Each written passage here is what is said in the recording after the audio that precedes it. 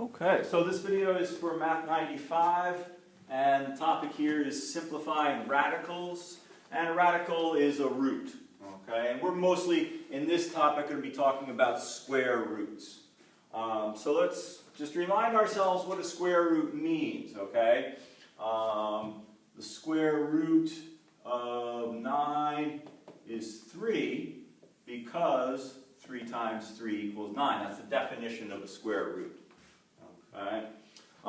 So what we're going to be doing in these problems is we're going to take a square root. Let's build off of this. Let's say we take something like square root 18. Now we can put this in the calculator, or we can use some older methods of guess and check to arrive at an approximate value for this. Seems like it's going to fall between 4 and 5, right? Because 4 squared is 16, 5 squared is 25, so this should be somewhere between 4 and 5. But there's something else that we can do to this, and that's the simplifying process. So the idea here is that we want to look to split this up. We want to look for factors that are perfect squares, okay? So the perfect squares, 1 is not all that useful, but 4, 9, 16, 25, 36, and I'll go up to 100. Well, let's go past 100 here. So 49, 64, 81, 100, 121, 144. We'll stop at 12 squared. So these are all the perfect squares. And this is what we're going to look for when we want to split this into two pieces. We're going to look for factors that are perfect squares. So let me finish writing this out, and then we'll talk about how that happens. So, I've already mentioned we're building off of this example, but if we weren't, we should look at this list and see, oh, 9 goes into 18. So we can split this into square root 9 times square root 2. Okay? And now, the square root of 9 is 3, and we leave the square root of 2 alone, and there's the simplified version of square root of 18. It's 3 times the square root of 2. So that's the process we're going to be going through in doing these problems. And it's really handy to have this list of perfect squares available to you so that you know what to look for. And when it comes time for the final, I would encourage you to write these down on your note card if you do have room for it. So, problem 2 on the assignment is the square root of 242. So here's the thing. If you recognize immediately how to split this up, that's great. Okay? But if not, you can see it's an even number. So let's split it up like this. Divided by 2, and what do you come out with? 121, which of course is a perfect square. If you recognize that the 121 divided into it, then you could have done it that way as well. So the 121, square root of 121 is 11, and then we leave the square root of 2 alone. Okay. Let's see, let's look at a few more of these. Here, problem 4. Problem 4 has some similarities to problem 2. Maybe it is obvious, but it's not as clear as some of the other problems. This 162, again, let's do it the same way. It's at least an even number, so let's divide it by 2 and see what we come out with, which is 81. Oh, great, because that's a perfect square. So this one is going to be 9 square root 2, right? We apply the square root to the 81, we come out with an answer of 9, and that's why we don't have the square root symbol anymore, because we applied it to the 81, and that gave us 9. All right, let's look at problem 6. Problem 6 is a little bit tricky here. Maybe I'll give myself a little bit more room.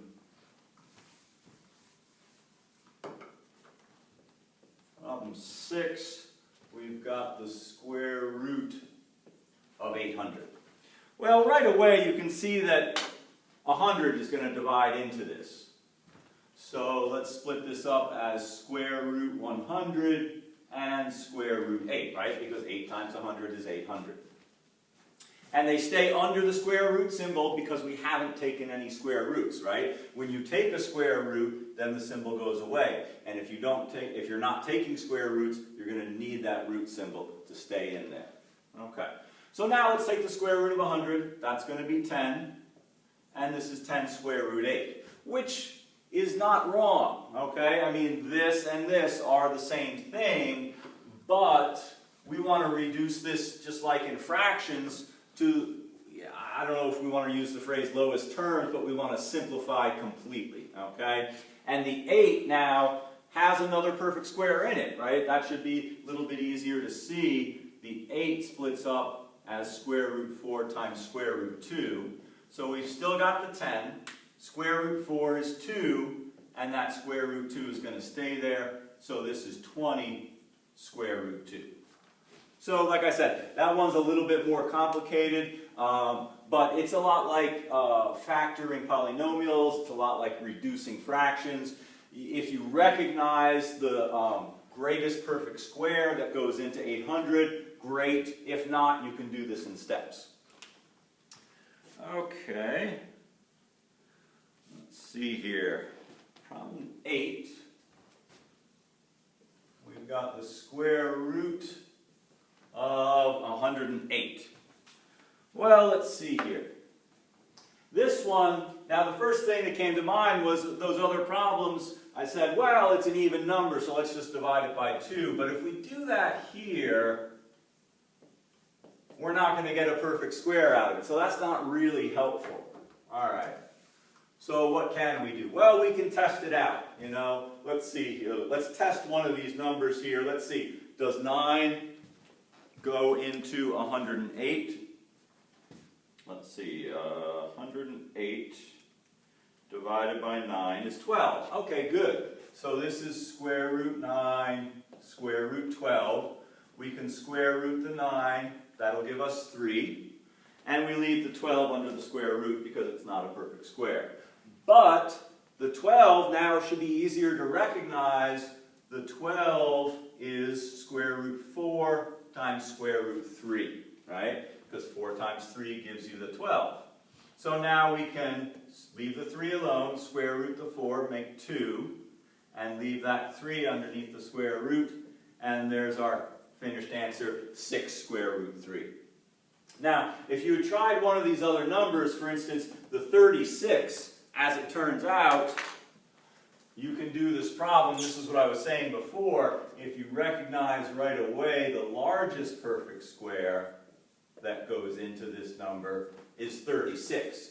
And that'll give you the answer more directly. But to do that, you have to recognize that the 36 is going to divide into the 108, or just test them out, right? Divide the 108 by some of these perfect squares to see which ones will divide into it. Okay. Let's see what else we've got here. That was problem 8. Okay, now the second half of the problems on here involve variables, right? So let's talk about this again. I started out by saying square root of 9 is 3 because 3 times 3 is equal to 9. Okay? In the same way, the square root of x squared is going to be x because x times x is x squared. That's what it means to be a square root. That's the definition of a square root. Now, you can have other powers in here, right? And there's a couple different ways to think about this.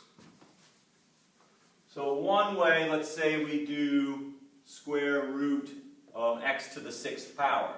Well, that's going to be x to the 3rd power because when you follow the rules of exponents, x to the 3rd times x to the 3rd makes x to the 6th, right? That's what we talked about when we were doing rules of exponents, right? There's your x to the 3rd, there's your x to the 3rd, and that makes x to the 6th power. So that's one way to think about it. Another way you can think about it is using fractional exponents, right? If you have the square root of x to the 6th, that's x to the 6th to the 1/2 power. And now the rules of exponents say multiply the 6 times the 1/2, and that'll give you x to the third power. So really, any power of x that is an even power is going to be a perfect square, and to get the square root, all you have to do is cut it in half. Okay, let's look at a couple problems that involve these variables. Let's see, number 10, we start with 16x to the 6th. And you can split this up if you want to into the numerical part and the variable part, but you don't really have to. You can just square root them separately, and you'll get 4 and x to the third, and there we go, okay? 16x to the 6th, as it turns out, is a perfect square, and it's 4x cubed times 4x cubed. Okay, problem 12. We start out square root 144 t to the 10th power. Same process here, square root the 144, that'll give you 12. And then square root the t to the 10th, and that'll give you t to the 5th power, and there is a simplified version. Okay, let's look at a few more here. Problem 14. We've got the square root of 40 x to the 12th. Okay, now in this one it might be helpful to split these up because the 40 is not a perfect square, but we will be able to simplify it, right? So let's see, how can we split this up, right? That's 40 is 4 times 10. So there's our perfect square. So we've got square root 4, square root 10, and then that square root x to the 12th. So this and this are perfect squares. This will be a 2, and then this one out here will be x to the 6th. So then we rearrange it, and we get 2x to the 6th, square root 10. And how do we know we can't simplify that square root 10 anymore? 10 doesn't have any perfect square factors, right? It's only 2 times 5. Neither one of those is a perfect square, and so we're just going to leave that square root 10 the way that it is. Okay. Let's see. Problem 16. We've got square root 175 y to the 8th. So this one is very much like problem 14. I'll separate the numerical part, the coefficient, from the variable, because this one's going to be a perfect square. That's just going to be y to the 4th power. Over here, 175, if you think about this in terms of money and quarters, then you know that this should be divisible by 25, right? So this is going to be 25 times 7. So the 25 is a perfect square. That 7 stays under the square root. And then we rearrange things and come out with 5y to the 4th times the square root of 7. And let's see here. I think we've got one more. Problem 18.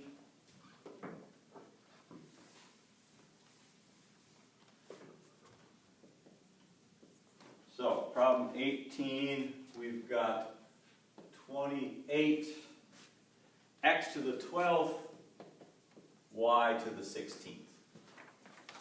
All right, so I'll separate this up again here. We'll have square root 28, square root x to the 12th, square root y to the 16th. Now, both of these are perfect squares. This is going to be x to the 6th. This one's going to be y to the 8th. Over here, we want to split that 28 up so that it involves a perfect square. So, right, 4 goes into 28. So we'll have square root 4, square root 7. Square root of 4 is 2. And then we've got these two variables hanging around. So we'll call this 2x to the 6th, y to the 8th, times the square root of 7. Okay, so that's it for this assignment. The next assignment will follow up on this, get a little bit more complicated, but let's work through these problems first so that when we get to that next assignment, we know a little bit better how these things work. And as always, if you have any questions about these, I really encourage you to contact me about it so that you have a clear idea for how this works when it comes time to take the final. So, thanks very much.